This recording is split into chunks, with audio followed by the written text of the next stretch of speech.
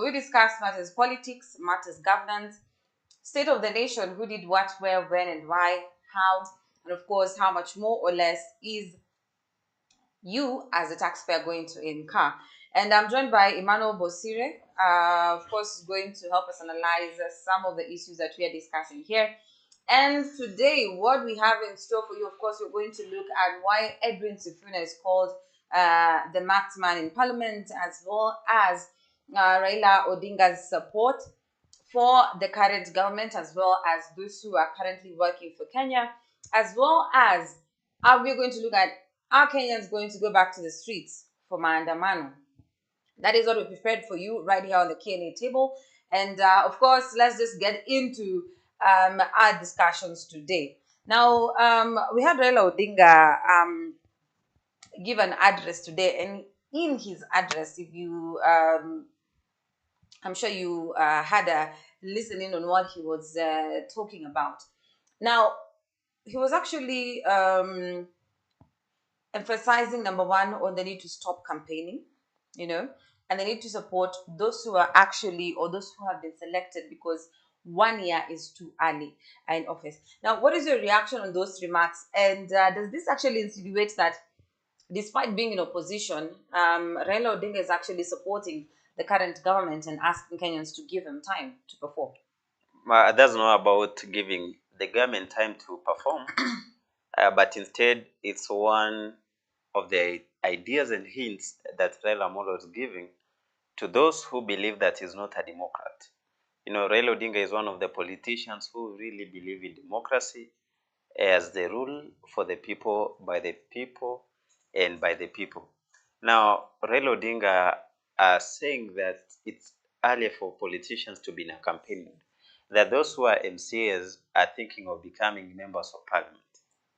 Those who are MPs at the moment are ambitious to become either senators or either governors. And governors are ambitious either to be deputy president, cabinet secretaries, or they want to become president at times. So this one gives us a big idea to understand that in a normal democracy where elections always start actually 6 months to the next election, and then IEBC will declare now the official electioneering period. Now, see, we are out from elections just last year, 2022, August. And now we are going to have the next general election come 2027. So at the moment, we have this time of giving leaders who have been elected time so that they be able to deliver on their manifestos, and even to get time so that different governance projects can be completed, implemented, and things to be running as a government. Just like any kind of relationship, we have got the entry stage, and then we have the stage whereby things are done. And if there's a time to exit or not, you continue up to the end. Now, elections is a stage whereby you start by looking for leadership position. Now, you go to the people through the ballot, and they either elect you or not. In most cases, those who win and lose, they continue staying in elections mode. They come and say, I lost because of this and this. And others come and say, I'm still the leader. And come next elections, kindly remember me to maintain me in this seat. So you find out that when you're having this mode of elections every time, elections are not serious. First of all, I don't know. Why would you say that? Mchezo wa siasa si serious. Elections. People have died because of elections. Why would you say it's not serious? I am saying it's not serious from a point that it's only a game. It's a win or lose game. So in most cases, people die because in itself, politics is not a profession, because it does not have guidelines. It does not have rules. So people use all means to be leadership. So if you seem to be a hindrance, you might be killed. But that's not what we are praying for even at the moment, country. So we had assassinations initially. At the moment, the main tool for campaigns is propaganda. So that's why you play with the amount. You can say that Fulani and Fulani has stolen billions, but And that can be bought by people. And people can say that Fulani and Fulani is corrupt, but in real sense is not. It's not corrupt. So when we are in this mode of elections every time, there are many things that will be hindered from going on. One, a governor who is in office cannot be able to deliver fully because if he does so, the oppositions are getting more ground. And in Kenya, we don't elect leaders based on performance. If you ask me, I'll tell you where's Peter Kenneth. Where's he? Do you know the history of Peter Kenneth? You know, this is one of the members of parliament who transformed their constituencies. Everything, if it whole household, water, pipe, electricity, good roads, schools were made. And he thought maybe the next election he was going to win. And when he did that, not knowing he was a threat to other leaders from Mount Kenya region, just as what Ndindi Nyoro is doing. Nyoro, you know, is one of the best performing MPs we have in our country. But without knowing, he's posing a threat to other leaders from Mount Kenya region. You know, they will brand him that someone is ambitious. And politicians don't want ambitious politicians around them. They want people who will be clapping every time. Even if you drink water, they clap. Anything that you do. And that's the nature of politics. So when you give them room to continue doing campaigns, and you, as an elected leader, you're quiet, you are saying that you are delivering on your manifestos, you will not succeed. I'm 100% sure. Because from the history of politics, the more you deliver, the more you're likely to be blamed. And that's why we buy it maybe from a good tree is the ones being beaten stones. So from what we have, but instead, if now you are elected and you do a quarter development and spend 3/4 of your time in money in grassroots elections, going and greeting people, telling them, you know, I'll come and do. Today I was just passing by and see how have you been. You know, today I wanted to come and greet you. I've missed you so long, but I've brought something small. I know you're very hungry. Can you line up? And they will all smile. And they will make a line. And then you'll dish out some 500 shillings, 500 shillings. Something like that in Nairobi. What does Tim Wanyonyi do? What is Sakaja doing? What is Babu Wino doing? What's Timbarati doing? What's our government doing? What's President Ruto doing? So that's what they know. So they are mastered on how to deal with Kenyans' minds. And for you to handle these Kenyan minds the way they've mastered it, these are something easy.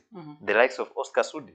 Yes, it might not be learned, but even professors from his home constituency, they have a good respect for him. So they've won the, how do we call this one? The hearts of people, of those who vote for them. So coming back to Raila Odinga and what he's saying that give president time, it does not mean that now he has supported the government. No. He has only acted his part as opposition, knowing what our country will lag behind. Now, for the last 1 year in office, President Ruto has not delivered because of the tension that the opposition have posed in his governments. So the way Raila Odinga, Kalonzo Musyoka, Martha Karua, Hassan Joho, or even Mount Kenya, even the bullfighter himself, even the deputy president, they have come up and given tension to the president. Now the president is worried. If I deliver, Raila Odinga will be doing more politics. You know, if he come and say, now Raila Odinga comes and say that the government is not delivering. And then on the other side, the president keeps quiet and comes and tells Kenyans, me, I will not speak anything, but my development will speak on For itself. for itself. Do you want to tell me that President Ruto can do that? He cannot do that because the moment he gives room, he will be beaten as early as 8 a.m. from 2027. Because once Kenyans will listen to Raila Odinga more and more. And that's why wherever Raila Odinga gives a speech, president must counter the speech of Raila Odinga. If president gives a speech, the opposition must counter that speech. No. So by countering their speech, you still remain relevant. So one of the things that we will be having Raila Odinga even relevant even until the moment he leaves politics is that he's a friend to the media. He's a friend to the media. And if he goes silent for 1 week, Kenyans will ask him, just like we've had the Kenyans telling him, that the cost of living is very high. Lives for Kenyans is unbearable. And then you are quiet. And then he told them, when I was saying, you said I was an enemy to businesses. When I was telling let's go for demonstrations, the government was saying, I want people to be killed. Now let me keep quiet. Are you getting the sense, the patience?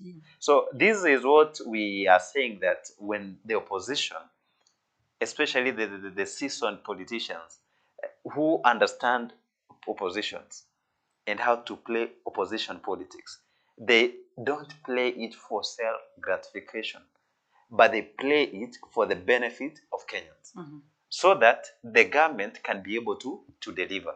But instead, if Raila comes for his intentions alone, he could have not been an opposition leader up to this far. Because if he had gone himself, he would have come to the end. You know, he will not be coming out to give out the ills of the government. But you know, when he comes and says now, 1 year down, the government has done nothing. And then we don't want to give them more pressure. Now let's give them time to deliver. You know, it's by working that opposition gets time. You know, if President Ruto launches a project, maybe Kimwarel Dam, he relaunches it again with billions. And then in the next 3 months, it's hinted that billions have been stolen. You'll see it be coming out and giving that to the public. But again, politics can be stupid. It's very stupid. Raila could be again supporting the president. Could have been given the table of food to eat, just as Kimbilili MP was saying the other day, that when you are at the table, you must show table manners. So Raila is not talking ill of the government because they are at the same table and they are eating. So from the bipartisan talks, you can see Raila Odinga is very relaxed. He does not have a lot of pressure from the outcome of what? The bipartisan talks. But the likes of Martha Karua are the ones who are even stressed. What will be the outcome? Oh, yes. Raila Odinga, when you look at him and the likes of Stephen Kalonzo, they are very comfortable and they know what the report will come. So the likes of Martha Karua, other politicians who are not that close, are the ones who don't know what will be coming. For sure, Raila will be sorted out. Now that Kalonzo has been the fighter for the bipartisan talks, he will not leave something. You cannot go for war and then win something and then you'll be left aside. It can be very sad. So Raila Odinga will be sorted out in Kalonzo Musyoka. So the others who are panicking of what will come out of bipartisan talks are the ones who are tense. So could that actually like show the disparity, like in this particular union, or I'd say in this particular marriage between Raila Odinga, Kalonzo Musyoka, as well as Martha Karua? Because we saw like yesterday, as you mentioned earlier on, the from Martha Karua's side, it was that if the bipartisan talks do not meet their standards, then it's back to the streets for the people. But on this other side, Raila Odinga comes out and says that he will actually announce the next course if the bipartisan talks fail. Now, is there like a sort of disparity within the Azimio house? Or are we looking at a possible split between the leaders in Azimio? From history, dealing with Raila Odinga, you must be expecting disappointments. Those who walked the political journey with Raila Odinga, majority of them, they have been left alone. Just like a few examples, President Ruto at the moment, in 2007, they went into an agreement with ODM. And then the seat that Ruto was to get was that of the Prime Minister. So when the Kofi Annan and the UN brought the peace na serikali ya mgao nusu mkate, Raila Odinga alipewa Prime Minister ambayo ilifaa iwe ya William Ruto. And look at 2017, the likes of Musalia Mudavadi, Moses Wetangula walikuwa na Raila Odinga. When the handshake came, Raila Odinga only benefited. and even did not give the other political parties money. When you look at the alliance of CORD, NASA, and the one for Azimio, there are complaints that it's only ODM as a party that gets majority of the money, yet they are there. So if the bipartisan talks favor Raila Odinga in Kalonzo Musyoka, then they'll be sorted. The likes of Martha Karua will be left again to build their political career again. The likes, those ones who are in Azimio will be left, and Azimio will be done. So there's no disparity, but that's politics. You need to understand, when you go to a war, personal interest first. So it's you are a system. No. You don't fight for everyone. You fight for yourself. Okay. And at that point, let's just listen to Raila Odinga, and then we'll also be back to listen to his response, of course, to Kimani Ichung'wah in regards to the dossier that he actually talked about, released yesterday. Quality health care, equitable sharing of wealth, and dignity in old age. We are looking for people committed to fighting corruption and standing up to dictatorship. We are looking for new fighters who are prepared to confront corruption and state capture in all its forms. For this evil are taking deep roots in our country. We are looking for people who are committed to building an economy in which all Kenyans can flourish, an economy which benefits as a whole rather than a few individuals. In this exercise, we must confront a few realities. Reliable and slow system of issuing membership cards, and also do away with undemocratic tendencies that keep would-be members away. We must address the issue of and its impact on operations and performance of the party, that is, discipline and camaraderie. Without discipline, we can't achieve much. We must also do away with the problems of gatekeeping, keeping people from joining and renewing and therefore participating in the life of ODM. At the end of the exercise, we must have millions of new members. It must be clear to all that the organization is growing. I want to conclude by saying that from the experience I've seen a lot of interest in the party. But a new development which is actually retrogressive that we see in some parts of our country. And I've seen it in the coast, I've seen it in upper eastern, I've seen it in northeastern, I've seen it here in Nairobi, I've seen it in western, I've seen it in Nyanza. The issue of early campaigns. People are in campaigns, and we hardly 1 year from the last elections.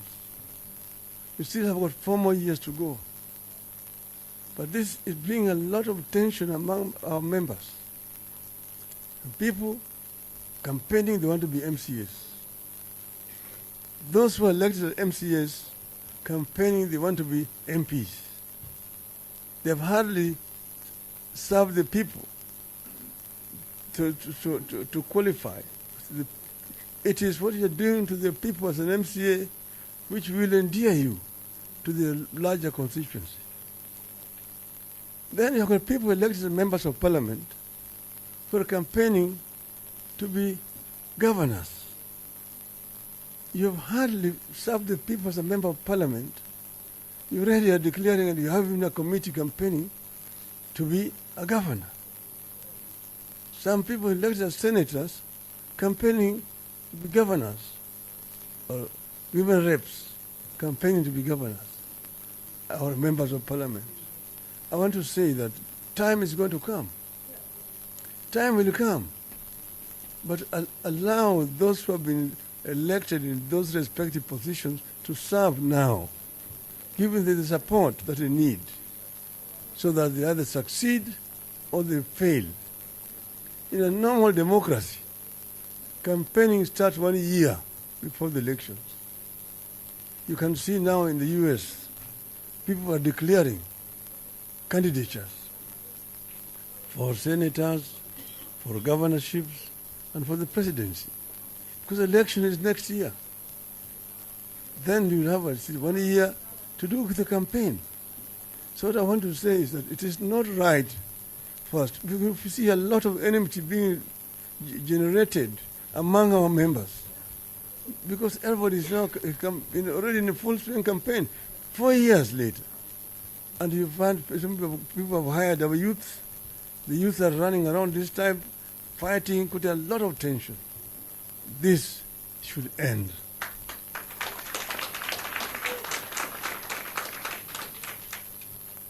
So I think basically that's what I wanted to say here. I want to listen to those paparazzi. Kuna swali?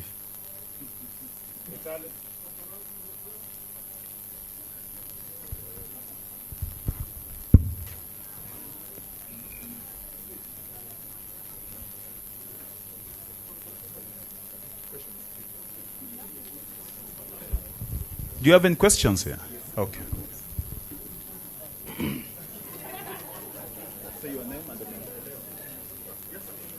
Your Excellency, Apollo TV 47.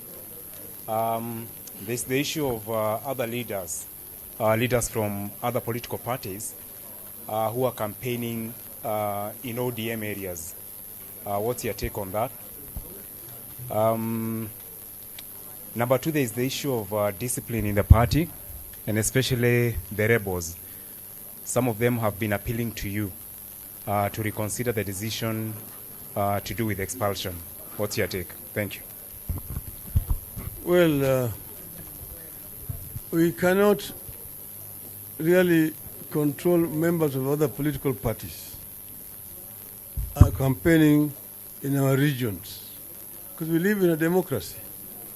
They are very much welcome, except what I've just said now, that it is too premature for people to begin campaigning across board. This applies across board because it generates a lot of tension. It diverts people's attentions and energy from productive work. So my advice to them would be also bid your time. Time for campaigning is going to come. With regard to discipline in the party, there are, of course, clear rules and guidelines how discipline are handled. And as you know, we have a committee that deals with matters of discipline. Then we have got respective party organs that handle those. So if somebody is unhappy, the manner in which his case has been handled, he has the right to appeal through the normal channels. This appeal should be handled. You see, there are rules that must be observed. We must strengthen multi-party in our country. If you are elected on a particular party's ticket or a coalition, you actually are basically confined to serve that party for that 5 years mandate. If in the middle of that period you feel dissatisfied with that party, they want to cross the floor, then of course it is a democratic right. But the rules have been that you resign, you go back to the electorate and seek a fresh mandate from the electorate. This is what we are saying. So we are saying those members who don't want to be in ODM are free. They have their democratic rights to move to wherever they want to move. But allow us and our supporters an opportunity to test your popularity. Let us then also have another candidate to replace you. Next. My name is David Muthoka from KTN. And yesterday you released a dossier on the G2G deal oil deal that the government is in, and you termed it as a grand scam. Hours later, the government, through the energy minister and the majority leader, came out to say that the deal is above board, and even saying that what you presented to Kenyans was hot air and nothing but cheap propaganda. Do you still believe that the government and that G2G deal is a grand scam? Elaborate and maybe offer a response to what the leaders had to say over your dossier. Well, I don't know that those people who responded had an opportunity to read what I had said, because it was a very comprehensive statement which gave clear facts, and I challenged the government to contradict what I'd said. These other ones basically just talk and say hot air. I don't know which hot air, where that guy is coming from. And this is supposed to be majority leader of government. I think, the matter was directed at the executive, not at the legislature. So it is not work of Mr. Chungwa to respond. I directed it to the people. But be that as it may, we'll show him some political etiquette. The issues are raised, and they're still valid. I want the government to show the memorandum of understanding that they've signed between the government of the Republic of Kenya and the government of the Kingdom of Saudi Arabia and the government of the United Arab Emirates. Not signed between the Minister for Energy and the CEO of Aramco, just a company. That G2G, because they call this G2G. G2G means that it's an agreement between those governments and Kenya government. Let us see that MOU. 2, let them also show us tax returns, which as a result of this importation of this oil, how much tax has been paid by these companies, these shadow companies that have been appointed to handle this cargo, this deal. Okay? And then show us also supplier purchase agreement. Let us see that. Then tell us why EPRA boss, Mr. Kipto, was involved in the negotiations of these contracts, yet he's the one also who is here fixing prices. If that is not corruption, I don't know what corruption is. Those are very valid questions that I want this government to answer. Thank you. Your Excellency, with your indulgence, we have 2 questions, then we wind up the session. I'm Chris Owino from Ramogi TV. I've got 2 questions. The first question, are you considering taking any action? Yeah, so that was Raila Odinga, of course, addressing some of the concerns that were raised during this particular briefing or during this particular meeting. One which we have talked about in regards to, of course, him stating that it is not campaign season because the more leaders are campaigning, the more tension it is in the country. That is something that also Emmanuel Bosire has touched on, and we've also had him state that those who are actually in power should be given, or should even give themselves time to actually deliver instead of campaigning for higher positions when they have not yet delivered in the positions they are in, considering the fact that it's only 1 year in and very little, of course, has been done in terms of development, or even 1 year in terms of development or in terms of delivering is actually such a short period of time. Now, one of the things that Raila has also touched on is a response to Kimani Ichung'wah, who also earlier on responded to the revelations that Raila made about the G2G oil MOU, of course, that was signed between Kenya and the other Arab nations, stating that it should actually be publicized, emphasizing the things that he asked about or he requested the government to do yesterday.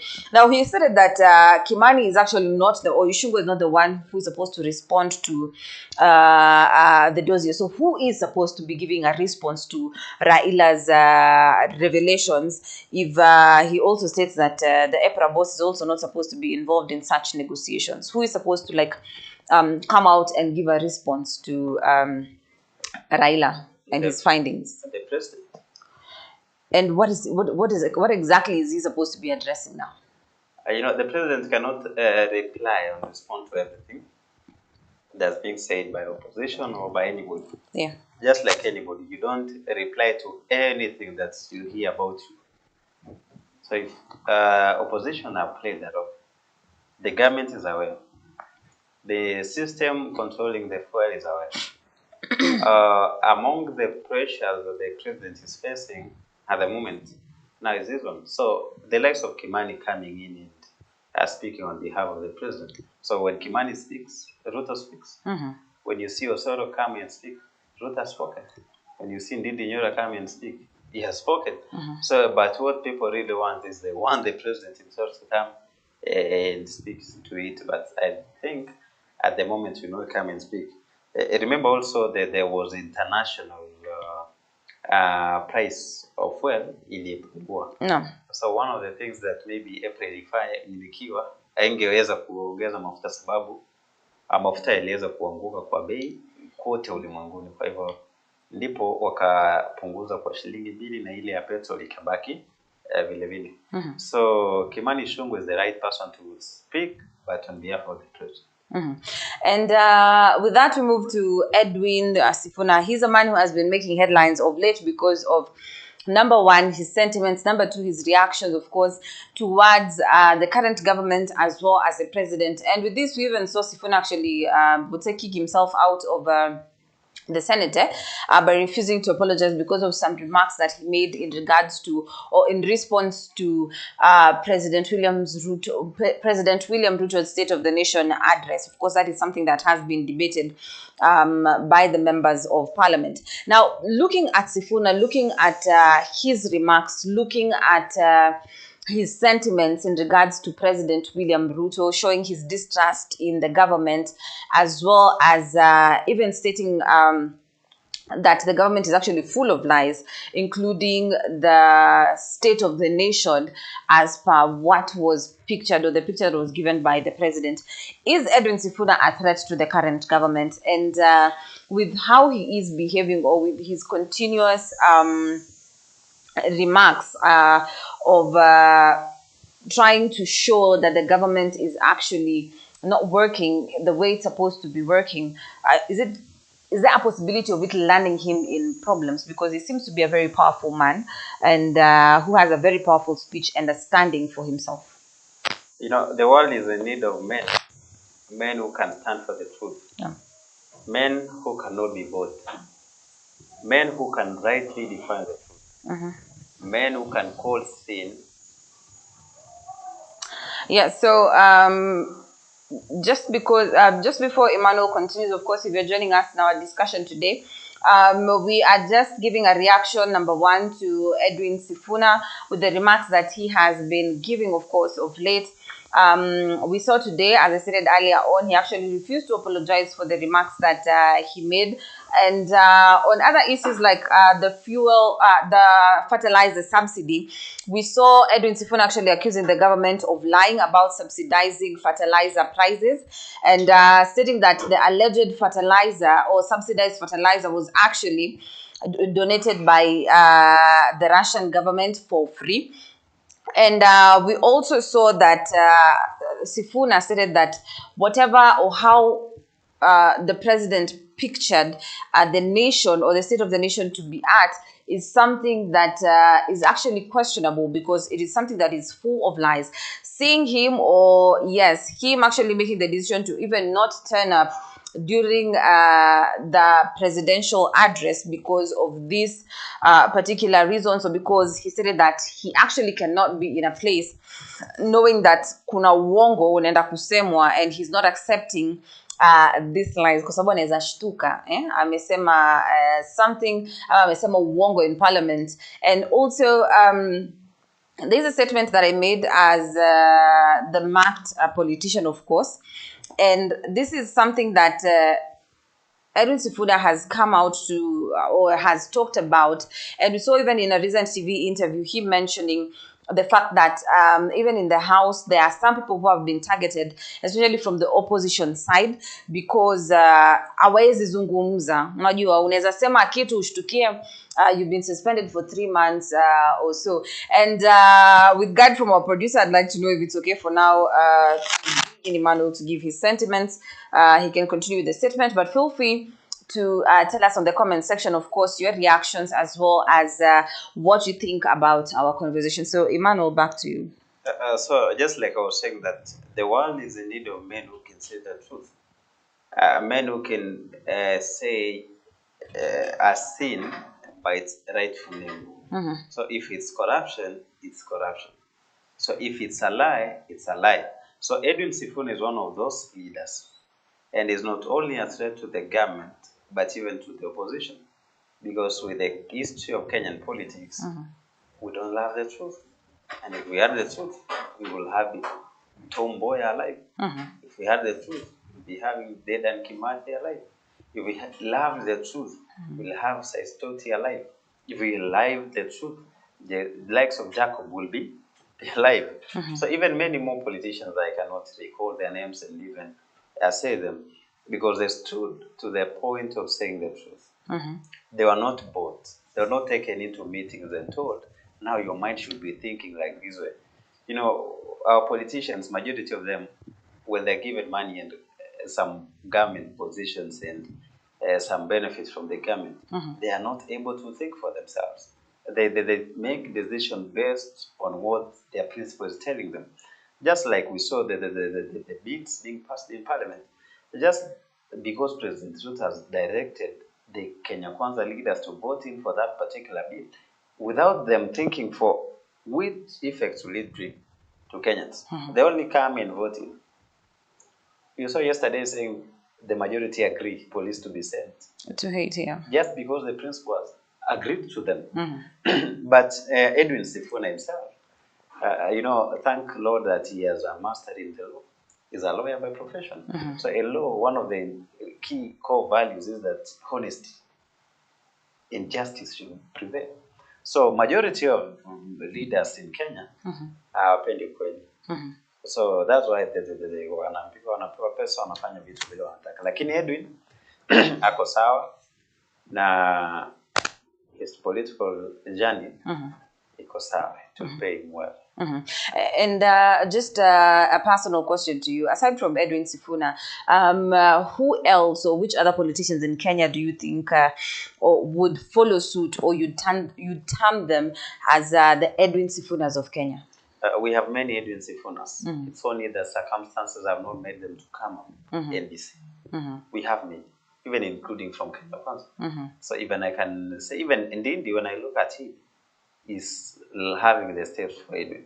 It's only but a small degree that the president can overrule. We have the likes of Simbarat. These are politicians who stand for the truth. He has said he will not pay ghost workers. And for sure he has not done that. So we have many deceitfulness. We have many leaders. It's only circumstances that have not made them to be seen or be known. Yeah. Okay. And to our viewers, I'm also asking you, or I'm posing to you the same question. Who do you think is the Edwin Sifuna of Kenya, aside from Edwin Sifuna himself? Now, from the Kenya table today, of course, we have taken a look at Raila's plea to different leaders in Kenya. Number one, to stop the campaigning period because of the tension that it's carrying along with it. as well as to focus on delivering, as well as to give those who are in power, even they themselves, to give themselves time to actually deliver to the Kenyans, rather than trying to see themselves in higher rankings than where they are right now come 2027 for the next ballot. We've also taken a look at Martha Karua, her statements, as well as Raila Odinga's statements in regards to what happens, or what is the fate in case the bipartisan talks fail, which you have seen Raila Odinga said that they'll actually, once, yani we'll cross the bridge once we get there. Once, if the talks fail, then the next move will actually be issued from there, with other leaders, of course, stating that it's back to the streets for this Mandamano period, as well as why Edwin Sifuna is called the marked man in parliament. Yes, that is also what we have seen here, and with the final question that, of course, I have posed to you guys. So feel free to tell us your sentiments, as well as your opinions in the comment section below. Thank you so much, Emmanuel, for joining us. And to our dear viewers, we're saying stay safe, keep safe. We'll leave you with this particular video, but from the Q&A table, we are saying good morning, good afternoon, and good evening. Honorable Senators, accordingly, I find and rule as follows.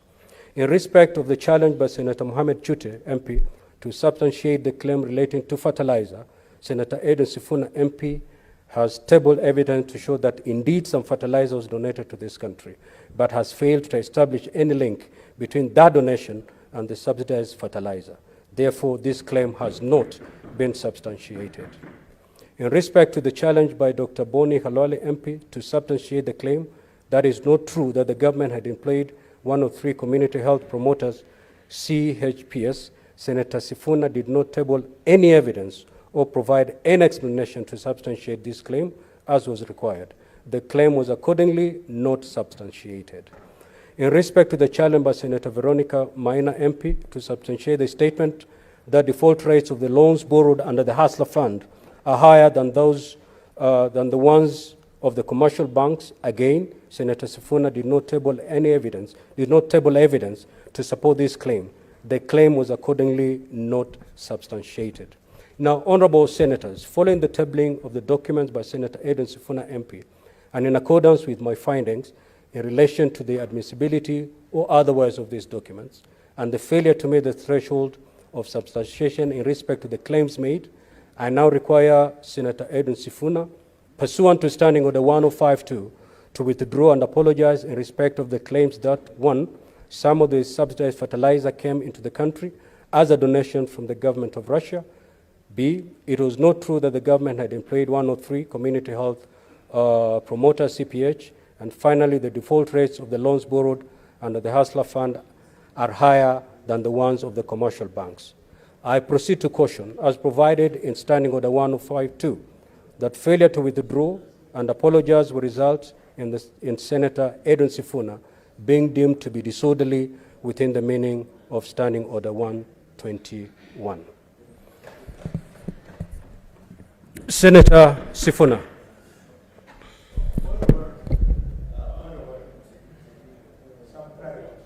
Senator Sifuna. Mr. Speaker, this is a hill that I am determined to die on. My conviction is right. My conscience is clear. I refuse to withdraw or apologize for any of those sentiments because they are the truth. And Mr. Speaker, allow me to see myself out in lines of Standing Order 121 2B. You don't need to bother yourself. I'll just walk out. Kindly proceed. Thank you, sir.